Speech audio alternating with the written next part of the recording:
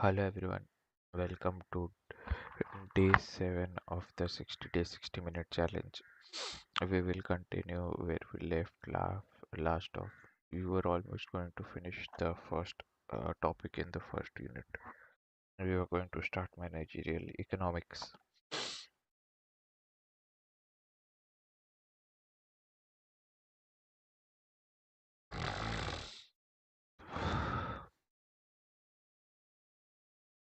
Tomorrow we'll do one set of revision.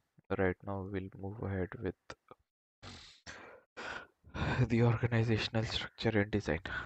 So Mintzberg organizational type 1979 Henry Mintzberg.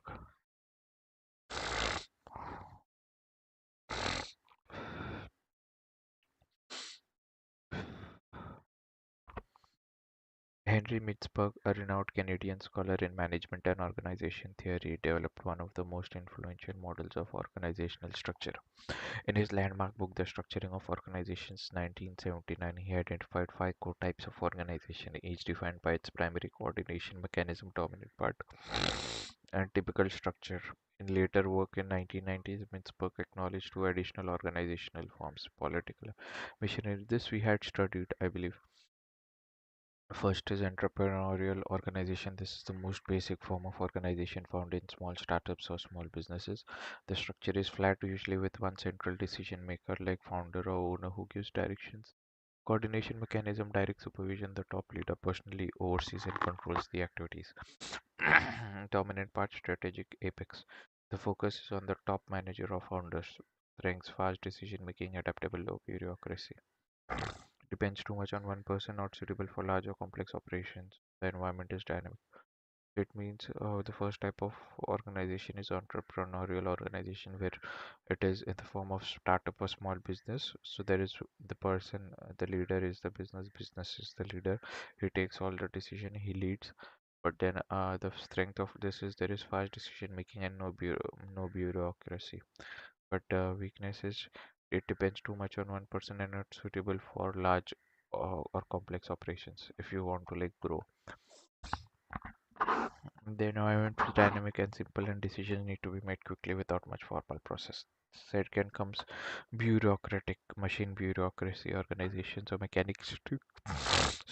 This type is highly formalized and standardized, often found in large mature organizations like government agencies or factories. Tasks are routine, rules are clearly defined, and rules are strictly followed. Coordination mechanism, standardization of work processes, tasks are performed in the same way every time. Dominant part, technostructure experts and analysts design systems and procedures. It is efficient, consistent, and predictability high. Inflexible, poor at innovation or dealing with change. This happens anytime any organization gets too big, then it becomes harder for them to pivot, meaning to change directions. Because now they are very big company as opposed to small flexible companies, entrepreneur or even other types which will be listed ahead, where you can it's much easier than large organizations to pivot, change from what you're doing. Professional organizations seen in hospital, universities, law firms, or other environments where skilled professionals carry out the core work. These professionals operate with a high degree of autonomy because of their expertise. Seen in hospital, universities, law firms, or other environments where skilled professionals. Coordination, standardization of skills, such as you can say lawyers, teachers, doctors, firemen, or such. Workers are trained to handle tasks independently. The professionals who deliver their service are the dominant or operating core strength. High expertise, autonomy, and professionalism. Weakness, hard to control. Coordination across department may be too weak. The work is complex and requires independent judgment, but the environment is relatively stable. Then comes divisionalized organization. In large companies, they may break it off into semi-autonomous units or division. Like there'll be a big US headquarter branch, and they'll first break it to regions: Asia Pacific region, then Africa region, uh, North America, South America, Europe regions. Wise they break it up, and then within those regions, they have different units or divisions. So devised organization. Dominant part, middle managers link headquarters to the divisions, bring focus, accountability, and responsibility to markets. Weakness, risk of internal competition and duplication of efforts. Internal complication very much possible. An organization is large and operates in diverse markets, needing flexibility at the unit level but control at the corporate level. And this is very much good, because then your strategies also differ based on which regions you are working on.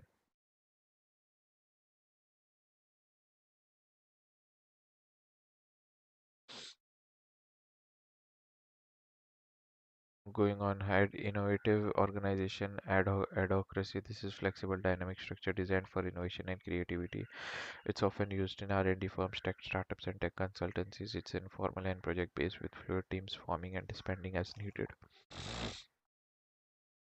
Coordination, mutual adjustment, support staff, skill specialists working in teams derive the strength, highly creative, adaptable. Yes, responsive to change. This is involved in where in creative where there is a creative endeavor or creative task. This is highly preferable.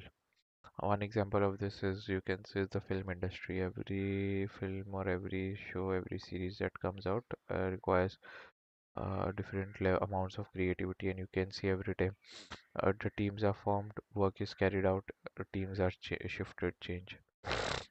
Teams forming is fluid and disbanding as needed.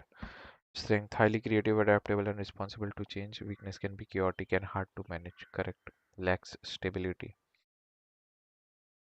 The environment is dynamic and complex, requiring constant innovation and experimentation. Innovative organizations primarily focus on mutual adjustment. Missionary organization. This is derived from religious or Christian missionary organizations. The structure is driven by a strong sense of shared purpose or values. It's common in religious organizations, social movements, or non-profits where people are united more by ideology than by formal procedures. Anyone working in a religious organization, you will see that they are more united by the ideology than by formal processes. Uh, uh, uni United by ideology, this is also tried of in normal profit-making organizations, but achieved to some extent, not as much as in missionary organizations. They try to develop the ideology with the help of the form of culture that they can mention, the preferred actions that they would prefer, the preferred actions that their employee must perform or have a mindset of. That is a culture which on a larger scale here they are saying is people are united more by ideology. Shared values guides behavior, a unifying mission binds the organization together. High employee motivation and cohesion, resistance to change, outsiders may struggle to fit in. This is true. Culture and values are central to this organization functions and unity.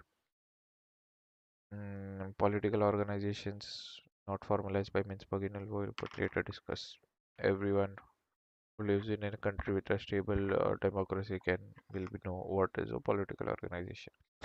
This isn't a deliberate design structure. Instead, it arises in organization, even in organization where power struggles, conflicting interest, and internal politics dominate decision making. Wherever there are humans, there will be politics. Simple.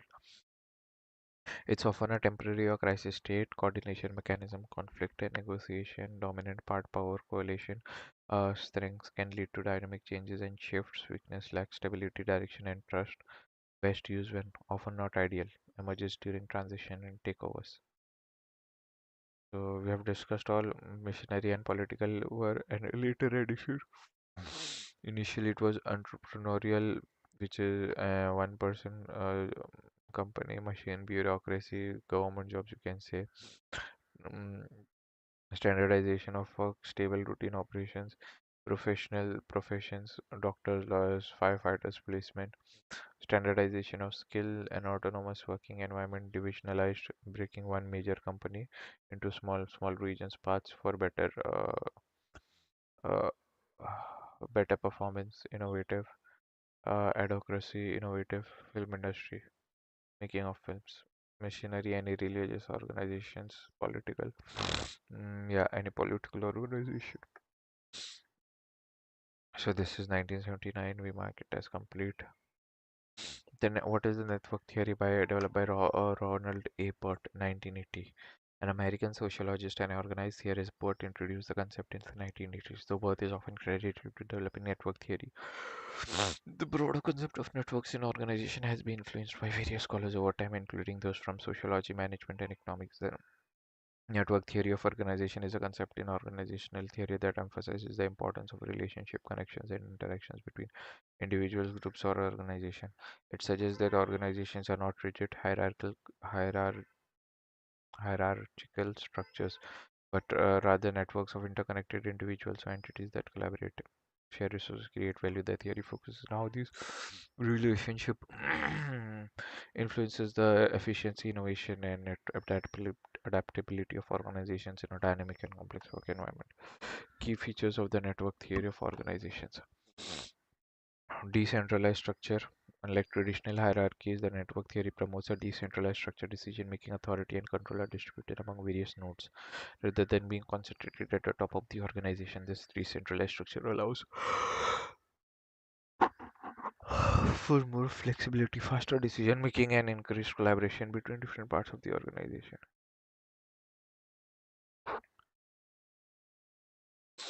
Interconnectedness. At the core of the network is the theory that the strength and success of an organization depends on the quality of its connection.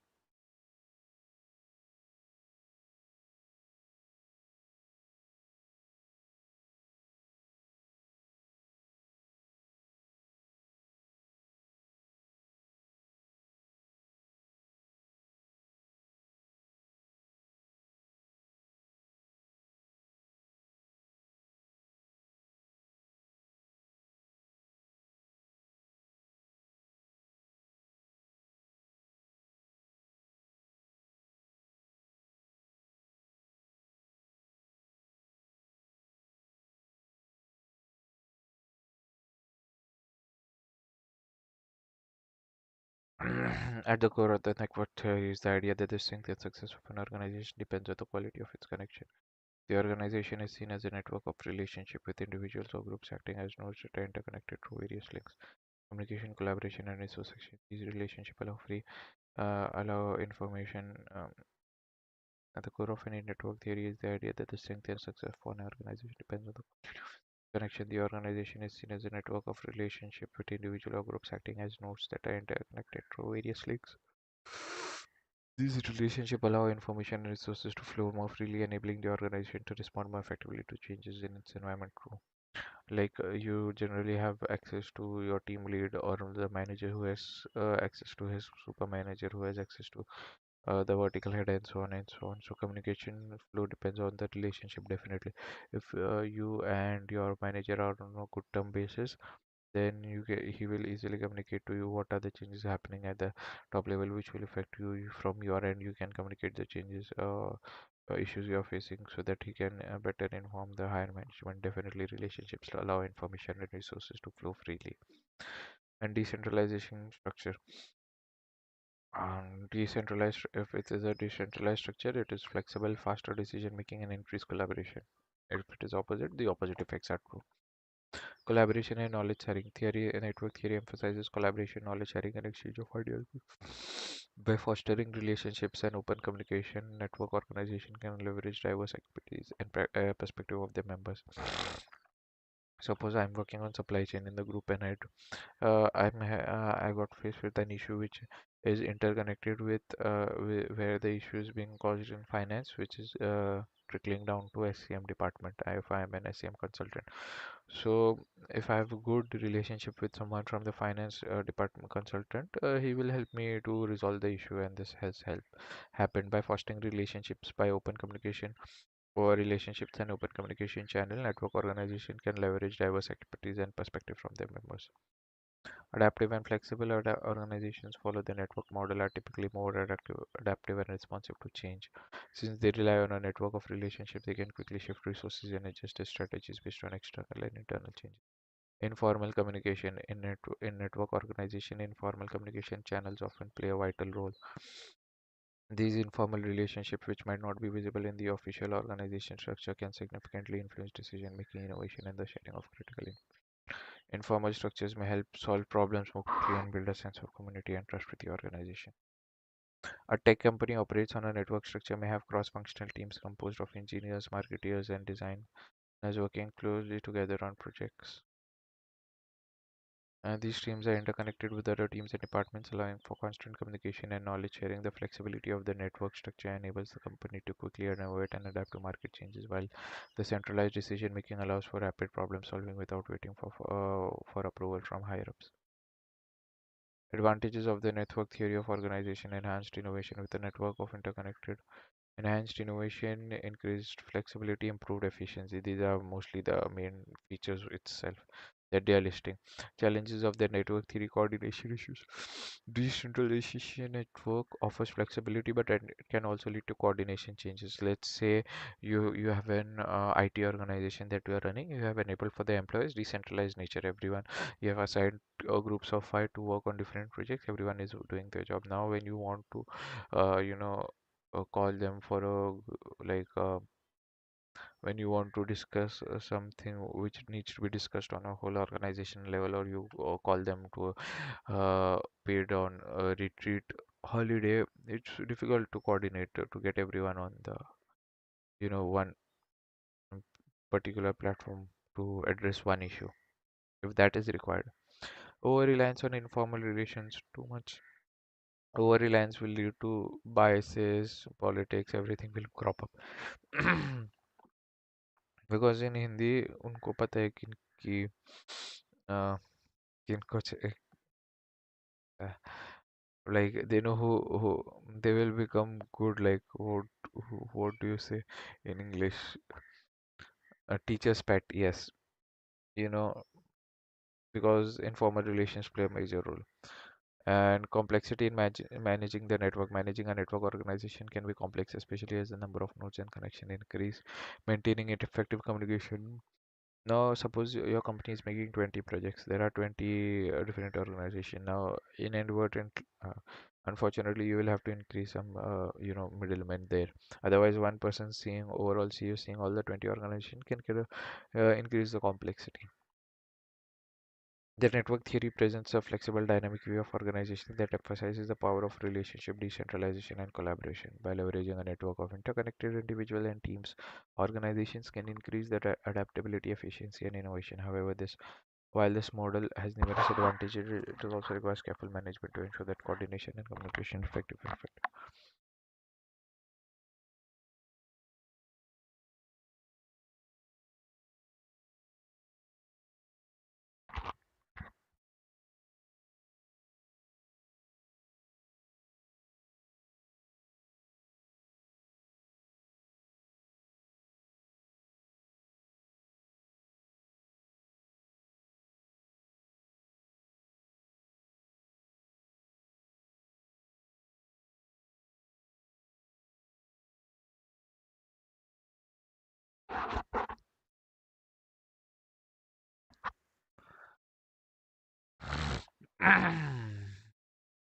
Progression for developing an organization structure. First, clearly define the objective. If now you see, in these steps generally, it will be the same. Like the general idea will be the same. First will be defining of objective. The last will be evaluation. Before it will be implementation, and before it will be gathering. Like you understand, the first step will be objective definition. Last will be evaluation, उसके पहले implementation, ऊपर gathering objective, now finding the correct resource based, whether it be in terms of humans or machine or so, then it will be implementing. So the general idea would be the same. So clearly define the objectives to determine the type, stability, defining of objectives. List, enumerate just means list and group the activities with the same objectives into one group. Assign the grouped activities to people, determine the span of supervision, and access the capabilities and abilities of human. Evaluation, you see, ये जो pattern है ये generally exam में ये question आएगा, jumbled करके दिए हुए स्टेप्स देल से करेक्ट ऑर्डर ऑफ स्टेप्स, तो स्टेप्स जनरली आगे पीछे वर्ड्स बदलते हैं बट ओवरऑल यही रहता है. Defining of objectives, last would be evaluation. Evaluation के पहले यू हैव टू implement और ऊपर objectives है, तो now you need to find the right resources for the implementation. ठीक है, then you implement. और most cases में यही तुम्हें सही बता देगा. So we don't learn this, we learn the framework. So that ये अभी आपको framework पता है तो most answers इसी से solve हो सकते हैं. Modern organization structures. Now this we have to study. Uh, Organization structure. Virtual organization that relies heavily on technology and remote work to operate rather than maintaining a physical presence. A centralized office. In virtual organization, employees might work from various locations across the globe using digital tools. Many companies right now do promote this only. A paper clipboard, I believe it was.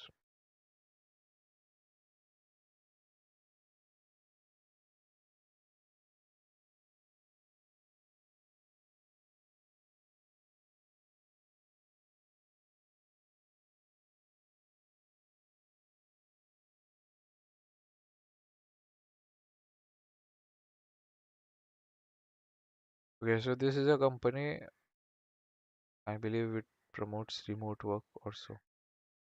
So there are many companies, even that is one of the companies that might promote remote work. One. Second, there are different, sometimes there are companies, mm, there are companies which will promote like do work from online only. Later on, I'll tell you the name of the one of the books where the user mentioned that his whole organization consisting of 8 to 10 employees or so, or like works online virtually throughout the globe. So, key characteristics: decentralized, technology-driven, flexible structure, agility. Many tech companies or startups with remote teams like GitHub or Basecamp can be considered virtual organization. Fishnet organization. Fishnet refers to flexible, adaptable network organization design that can form and inform connections as needed. The fishnet metaphor refers to how different parts of an organization are interconnected into a web-like pattern. This structure allows the organization to quickly adapt to new situations. Flexible structure, collaboration oriented, network based, adaptive. It could be applied to organizations that operate in fast paced or rapidly changing industries such as tech startups or consultancies. Learning organizations. It is an organization that continuously encourages and facilitates learning at all levels. The focus is on creating an environment where employees and leaders alike are constantly improving their skills, acquiring new knowledge, and applying these insights to improve performance. The aim is to foster a culture of continuous improvement, motive, innovation, and adaptability. Continuous learning, knowledge sharing, innovation.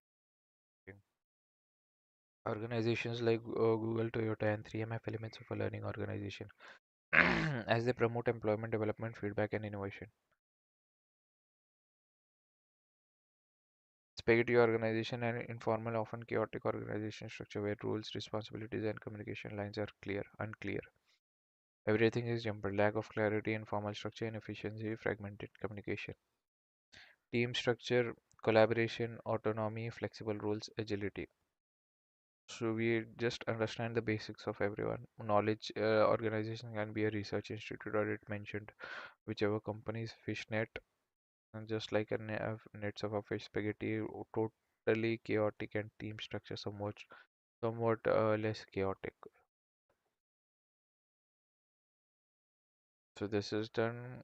Types of organizational authority: line, staff, and functional. We'll see what it means. Authority is the right. Authority is the right to make direct. We'll see.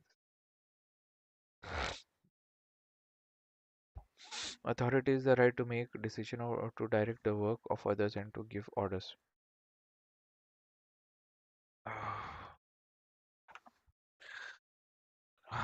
There are key types of authorities in an organization that help in structuring and managing operation. Let's explore in detail. Line authority. Line authority deals with direct and vertical authority flowing from top manager to lower levels in an organization. It gives managers the right to issue orders and supervise operational tasks to their subordinates. Direct control over subordinates involve command and supervision, unidirectional. Direct control. CEO commanding management team, department heads commanding supervising team, most common type of authority. Staff authority. It is advisory in nature and provides specialized expertise to support the line manager. Staff does not have direct control over operation but offer guidance. This is basically consultants. Consultancy, staff authority consultancy. In the true sense of the meaning of the word consultants. Nowadays, you will see big companies like, yeah, it works like that. Okay, yeah, consultants, staff authority.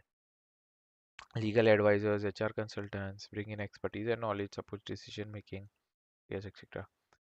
Functional authority. Functional authority allows managers in specialized functions to have decision-making power and control over specific activities across departments. Functional authority allows managers in activities. This helps ensure that standards and practices are followed in even functional matters are direct line authority. HR manager overseeing recruitment process across all teams. Quality control manager ensuring all departments adhere to quality standards. So this is like if I'm a specialist of SCM, I will ensure SCM activities are done correctly by across the organizations. So let's say if I'm related to SCM, if they are correctly, whether a product has been received. If it is received, then you have to pay the supplier. So now I will ensure that a finance department has taken into consideration that the material has been received and subsequently been stocked. So based they have to pay to the supplier, something like that. Line authority provides direct control and supervision over operation. Staff authority offers expert support and recommendation but lacks control. Functional authority allows cross-department control over specific functions to ensure consistency and quality. A wide span of management or a wide span of control refers to a situation where a manager supervises a large number of subordinates. This structure is typically used in organizations where there is less need for constant supervision and the work is more standardized. Several factors influence whether a wide span of management is suitable for an organization.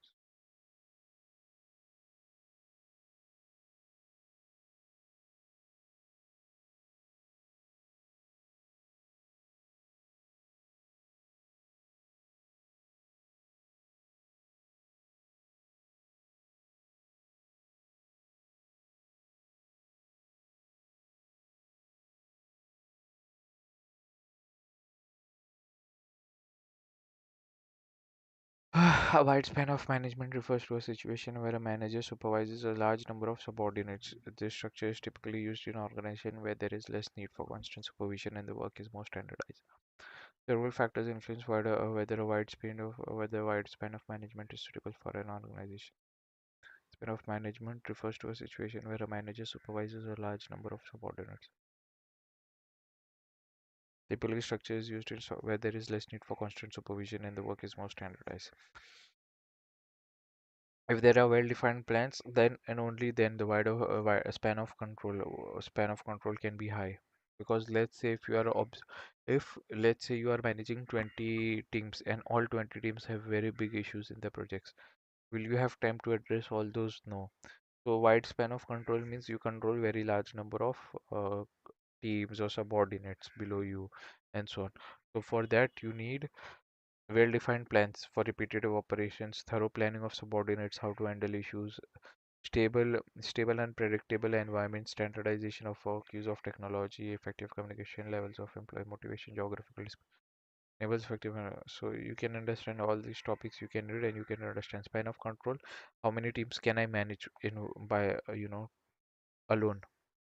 So if let's say one person is managing 20 managers are managing 20 teams, 10 teams. So you see how it gets such a large people under your, and if you have every project is facing issues, that means there is no well-defined plans, there is no thorough training, there is no stability and predictability.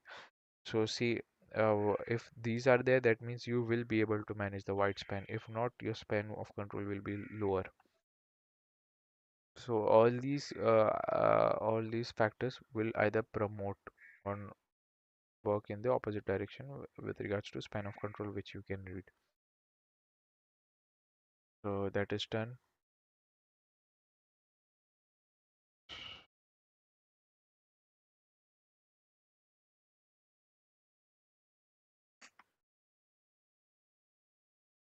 So next we have managerial economics, but we'll try evaluations also today because we have finished our first unit officially today in management foundations. So we'll just go through the ultimate quiz first. We'll try to get our marks up. Uh,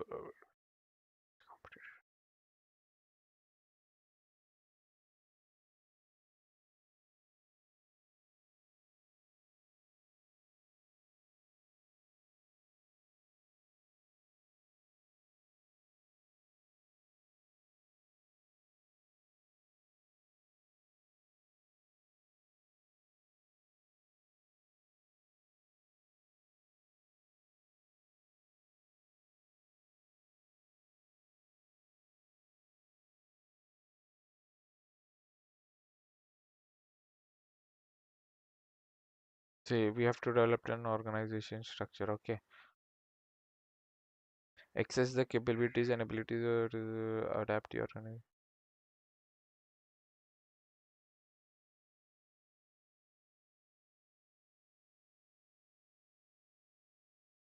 So see, first will always be clearly define the objectives to determine. So C will always be the starting. So these two options. The last is D or E. Determine the span of supervision, type of organization, basis of department, or pattern of authority. With this we are determining. So you have to decide. Determining is decide. You have to decide all this before implementation. And then implementation last will be supervision. So we know that it will start with C, so A or 2. Now between D and E, I will go with assess the capabilities and abilities of human resource and other resource to adapt the organization. Let's say you have already implemented and then you are accessing and adapting, so I will go with E. You see, knowing two steps, the general criteria, so you can do this. This we have studied. Remember, this is cooperative social systems. It might be an approach we haven't studied yet. Bounded rationality. You evaluate the rationality approach or the behavioral approach is a very big, large term. It is not, I believe, one of these. Or it can be also the rationality approach. Rationality approach. We have cognitive power and we have cognitive power and uncertainty, right? So garbage can approach was different. I believe it was whatever works or what if something like that. Bounded rationality is the one where you don't have the cognitive power to evaluate all options, but the first action which is good enough you do. So bounded rationality. This, if you remember, we have studied. Manager picks up the course of action that is satisfactory or good enough.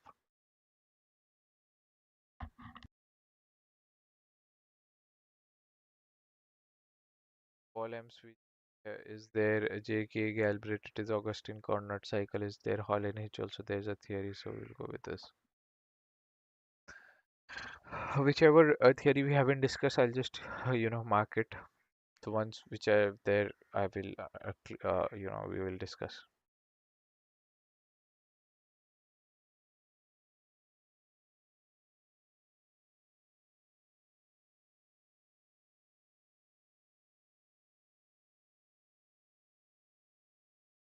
See, to exist and be successful in a competitive world of business has to be ethical. You and I both know that in real world, what is actually required.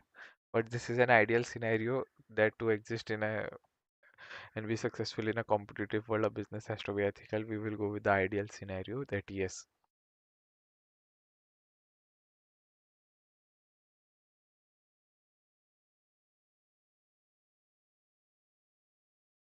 Yeah, this is also true. Statement 2 is incorrect, which is okay. So how many marks we scored? 5. Okay, we'll restart. We'll go again once.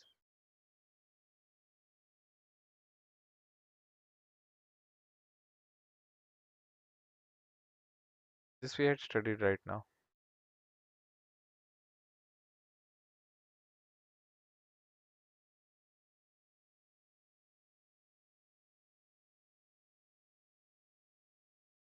Now see, how does corporate governance help in exposing unethical properties or mismanagement?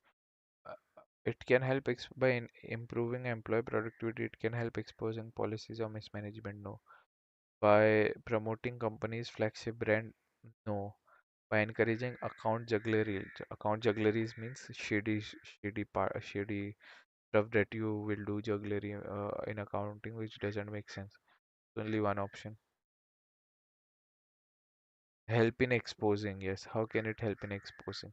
Improving employee productivity cannot help in exposing an ethical practice.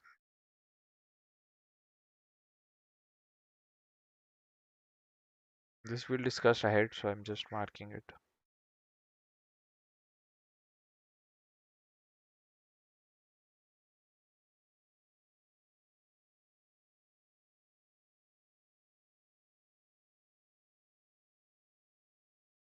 See, what is the benefit for corporate governance for investors? Possibilities of right issues? No, this is negative part.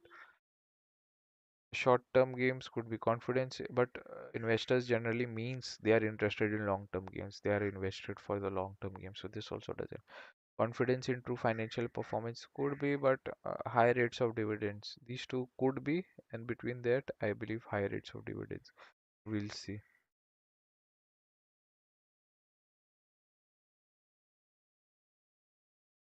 The corporate governance will throw light on excessive remuneration packages given directly to CEOs. It improves investors' confidence and relationships. So that means if this is followed, corporate governance, it will help to expose big salaries that is given to directors or CEOs. So that money will go back to investors or the public who are the investors. So confidence in true financial performance, or maybe which will lead to higher rates of dividends. This will lead to higher rates of dividend, and we are wrong.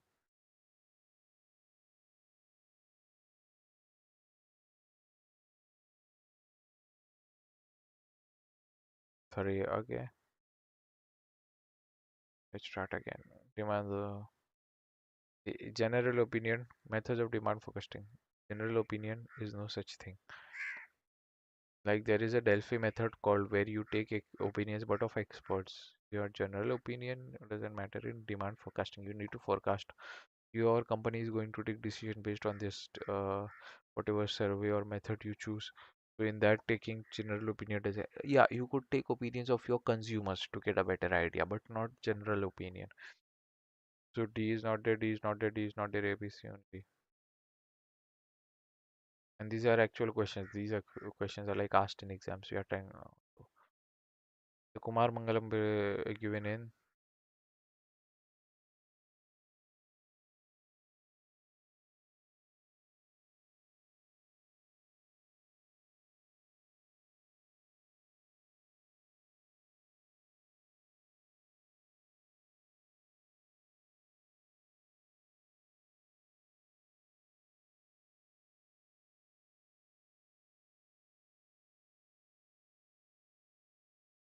Okay, so we see here two passages. One is mandatory recommendation and the other is non-mandatory recommendation. So I will go in two categories. You see indirect question, very rarely asked, but yes, they do exist. If you understand the whole passage.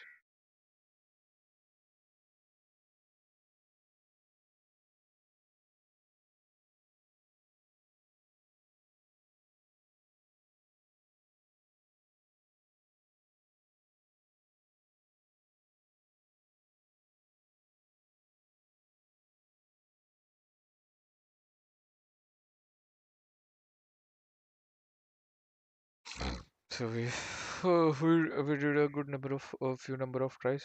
So we'll go to tomorrow is revision day. We will tomorrow is day number 8. So we will revise everything we have covered, see what which issues we have left, and we'll continue with that.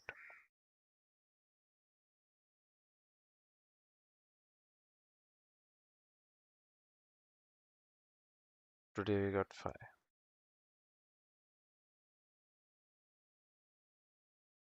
So we move on.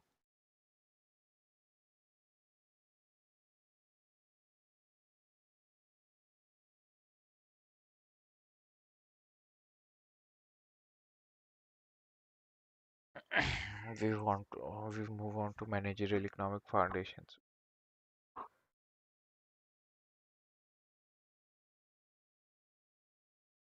We first covered the authors or contributors who are important, but their theory is not covered, but they were major contributors to this particular uh,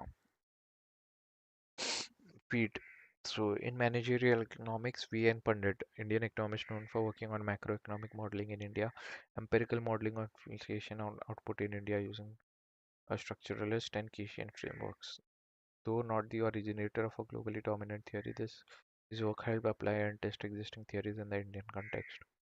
Milton Friedman, a famous theory, monetary theory of inflation.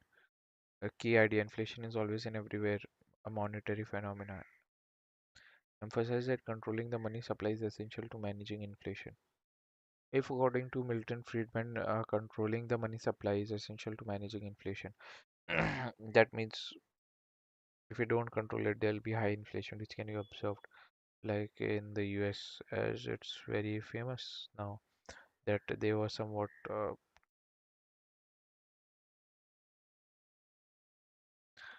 the US that in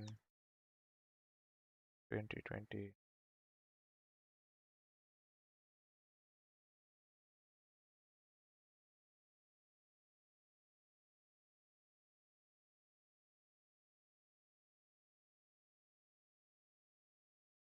So they are saying from 27 it went to 37, which is like 33% increase in just 5 years.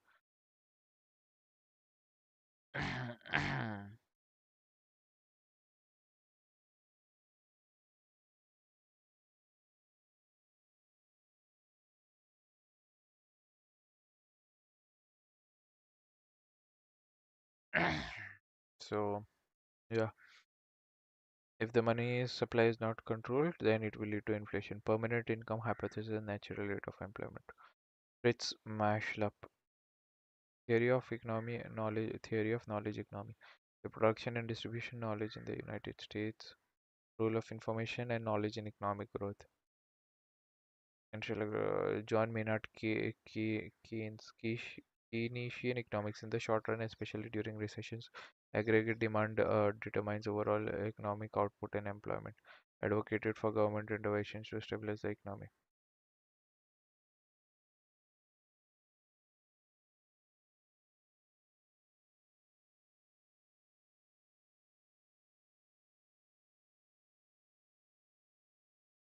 Cost concepts, explicit and implicit cost. In the study of economics, understanding the nature of a firm's cost is critical for analyzing profitability and making rational business decision. Cost can be classified in several ways, but one of the most fundamental distinction is explicit and implicit cost. Explicit cost are the actual monetary payments a firm makes to purchase or hire the resources it does or not own. These costs are known as accounting cost or out-of-pocket cost because they involve direct payment of money. For example, wages and salaries that you pay, the rent, the utilities, expenditure on gas, water, electricity, raw materials, interest payment, taxes, finances, insurance payments, marketing and advertising, everything. If a bakery pays $2,000 in wages, $5,000 in wages, 2,000 for ingredients, and 1,000 rent, these are explicit. Implicit are not so direct cost. It represents the opportunity cost of using the resource already owned by the firm, for which no actual payment is made, like owner's time and labor, use of owner's capital, use of owned property or equipment, depreciation of owned assets.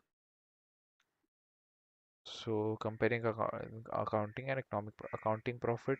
Now we'll study accounting profit. What is accounting profit? Accounting profit is total revenue minus explicit cost or minus cost.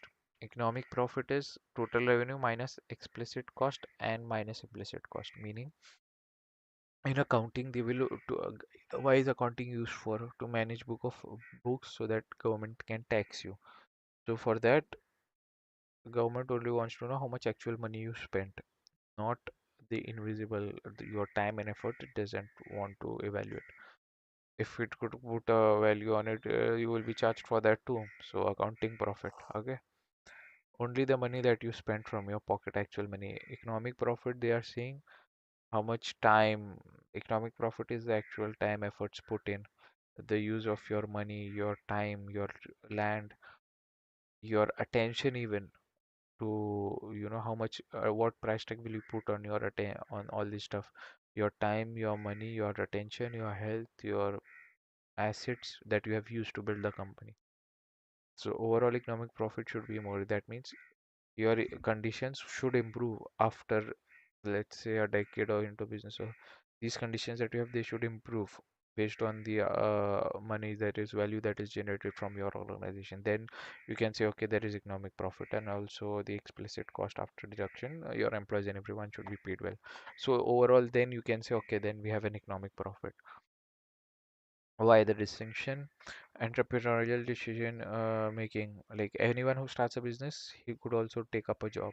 So and there is always an implicit he did give up that amount that he could have earned for that month. So that is the implicit cost he's paying. Evaluating real profitability, economic process accounting, understanding the concept of opportunity cost also helps to understand opportunity cost. Now, what is demand? The desire of a commodity backed by the ability and willingness to pay is demand. Okay. So how do you demand? The user wants it and he can pay for it. That is how known as demand. If you go for a customer who desires it but cannot pay for it, then that is not demand, unfortunately. Yeah. So let's say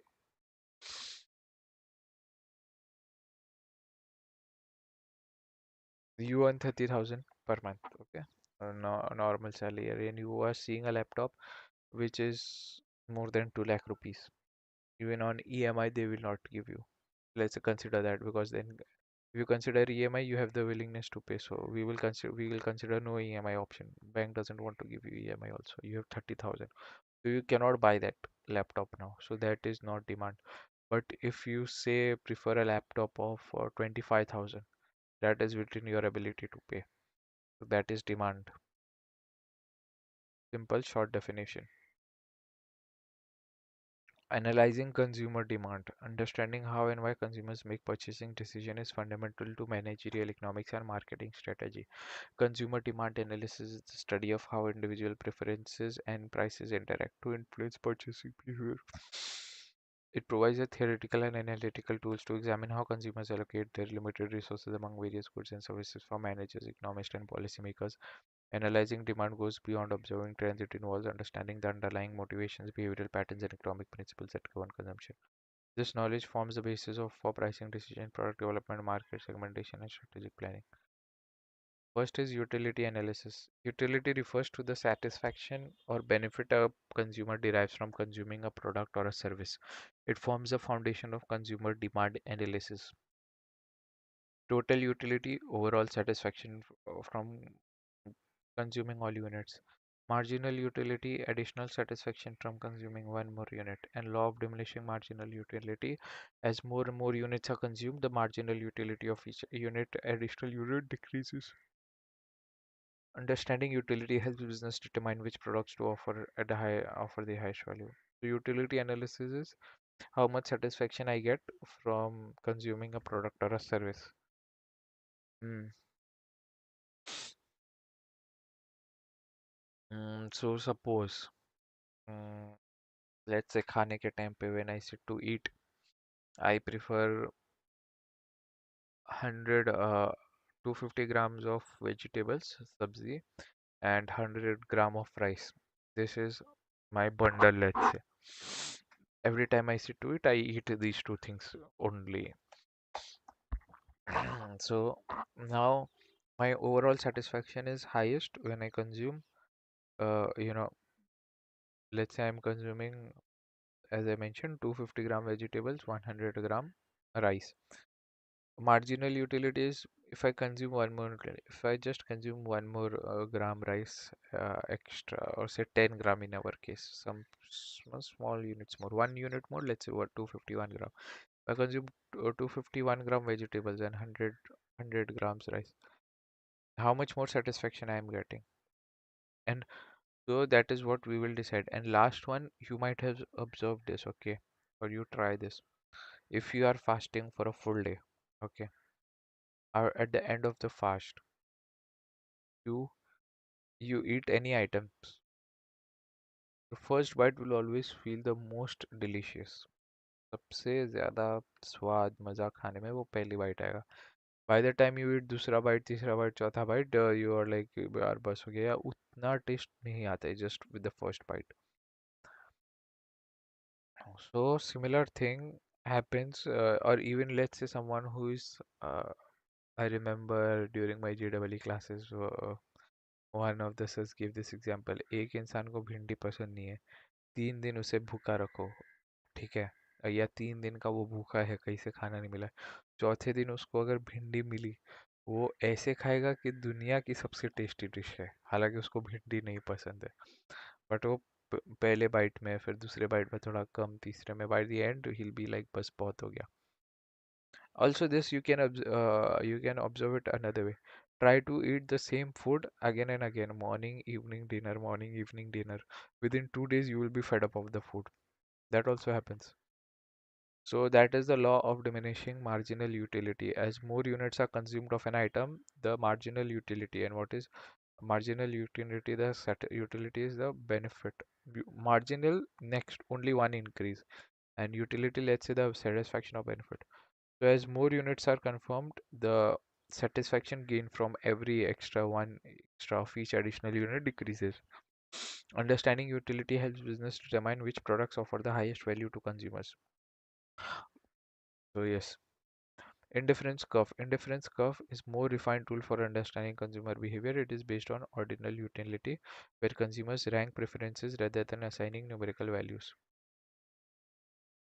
so suppose अभी मैंने बोला कि मैं 250 vegetables खाता हूँ, 250 ग्राम vegetables, 100 ग्राम rice खाता हूँ. अभी आई वुड से ये मुझे ज़्यादा प्रीफर्ड है. If you give me the option of let's say 100 gram vegetable, 100 gram rice, मैं बोलूँगा मुझे ये नहीं पसंद, मुझे पहले वाला कॉम्बिनेशन पसंद है, तो मैं उनको रैंक करूँगा. This one ranks 250 100 ranks above then 100 100. Okay, value में मुझे ये वाला ज़्यादा बंडल ज़्यादा प्रीफर है. तो वैसे ही मैं रैंक कर रहा हूँ सारे बंडल्स को, मैं उनकी वैल्यूज नहीं फाइंड कर रहा हूँ. Okay, values in the sense satisfaction unit, we'll see later on. It is more complex but not required here. Budget line represents all combinations a consumer can afford on the end. Okay, budget line represents all combination a consumer can afford. Indifference curve shows combination of two goods that provide equal satisfaction. Consumer equilibrium achieved where the budget line is tangent to the indifference curve. Achieved where the budget line represents all combinations a consumer can afford. Okay. Tangent to the indifference curve. This method helpful. Okay, consumer equilibrium. So this is important. Indifference curve will show us कि एक given specific utility के लिए happiness level के लिए कौन कौन से अलग अलग combinations user यूज़र कंज्यूम कर सकता है. इसका ये मतलब होता है, मतलब सपोज मेरी हैप्पीनेस लेवल 10 है, और लेवल हैप्पीनेस 10 के लिए मुझे या तो तुम 4 टॉफ़ी और 2 लॉलीपॉप दे दो, या तो 6 टॉफ़ी और 1 लॉलीपॉप दे दो, तो दोनों का हैप्पीनेस लेवल मेरे लिए सेम होगा. अभी जिसका उससे कम होगा, ओके, अभी दोनों का हैप्पीनेस लेवल मेरा सेम है तो मुझे फ़र्क नहीं पड़ता कि ये लूँ या वो लूँ. बट अगर हैप्पीनेस लेवल डिक्रीज या इंक्रीज हुआ तो वो दूसरा कर्व बनाएगा. कर्व हमेशा हैप्पीनेस लेवल का होता है, जो हमने अभी पढ़ा. यूटिलिटी मतलब सेटिस्फेक्शन या बेनिफिट या हैप्पीनेस लेवल. अभी बजट लाइन मेन चीज़ है कि ऐसे मैं सारे कर्व्स बना दूंगा, बट बजट लाइन जो मेरे बजट में बैठता है और फिर उसका टेंजेंट वो पॉइंट पे. सो वो कर्व, जो भी कर्व है उसका हम आई एम अज्यूमिंग डेरिवेटिव लेंगे एट अ गिवन पॉइंट, और फिर उसको इससे इक्वेट करेंगे समवॉट, या consumer equilibrium.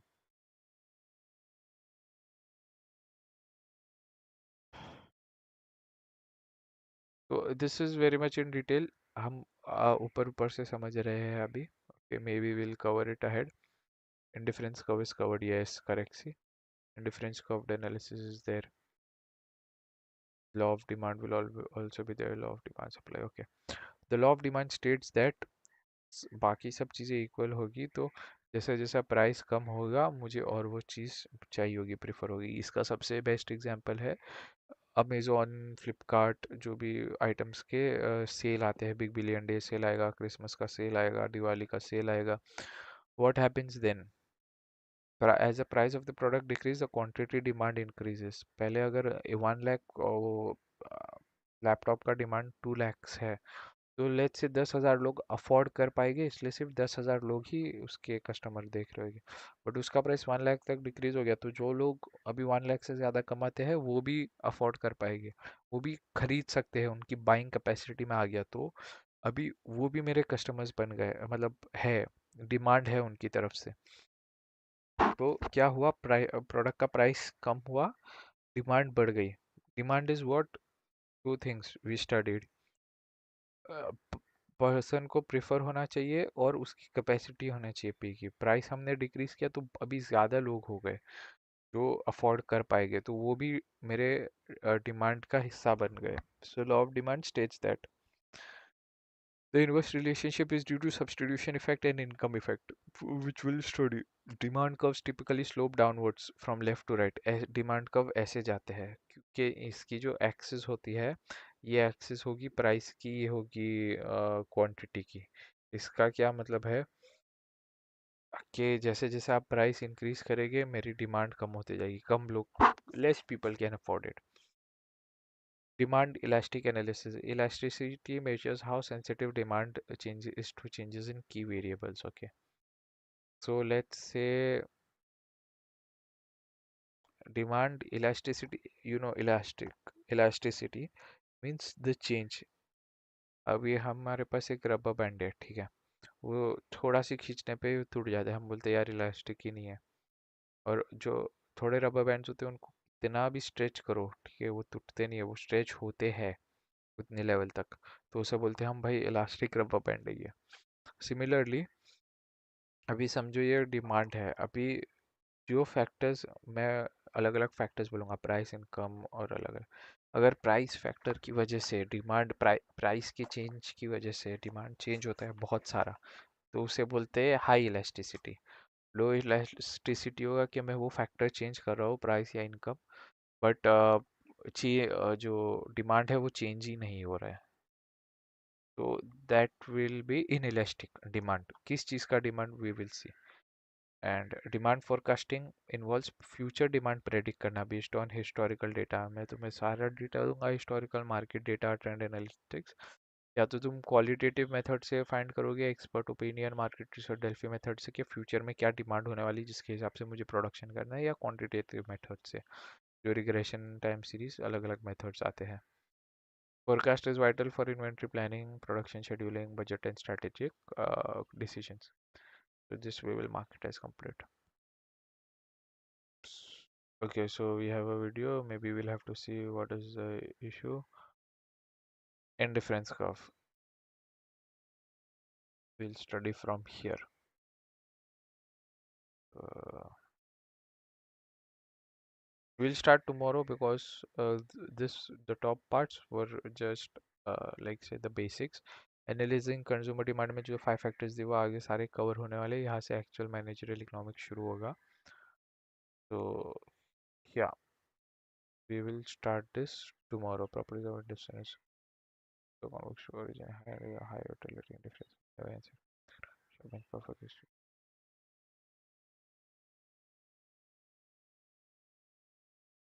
Yeah, we will discuss from here tomorrow. But tomorrow first we will revise everything that we have studied, and then we'll go through this, anything that we have missed that we promised we will improve, we will do that. And yeah, good. आज हमने कितना cover किया, 2 points, ठीक है। 6, this was done before, 6 to 8 to 10, yeah, to 10 means actually so every day by default we cover around 5 topics. That is the average flow, full 5 topics. Hmm, which is good. अभी हम पहले जो first management foundations में हम theories की बात कर रहे थे, यहाँ थोड़ा इकोनॉमिक्स आएगा, थोड़ा स्टैटिस्टिक्स या बेसिक मैथ्स आएगा, प्योर स्टैटिस्टिक्स नहीं आएगा, कैलकुलस सॉर्ट ऑफ आएगा, इकोनॉमिक्स आएगा, because rate of change is very much involved. So that's all. Market structures, national income, and once this is a, then again market structures, so we'll go into theory model. This demand analysis is all economics and calculus. Market structures again, it is an extension but ज़्यादा theory है. National income से दूसरे topic शुरू होते हैं, inflation होगा, business ethics, corporate governance, and types of markets.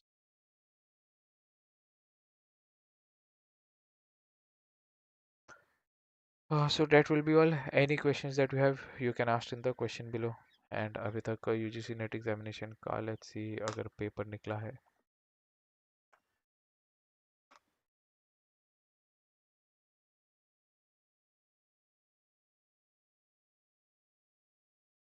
No, still we are in October. Maybe it will start in November or December, or maybe early January. The exam will take place. So we'll see about it. Better for us. We'll have more time. So this officially today is sixth day.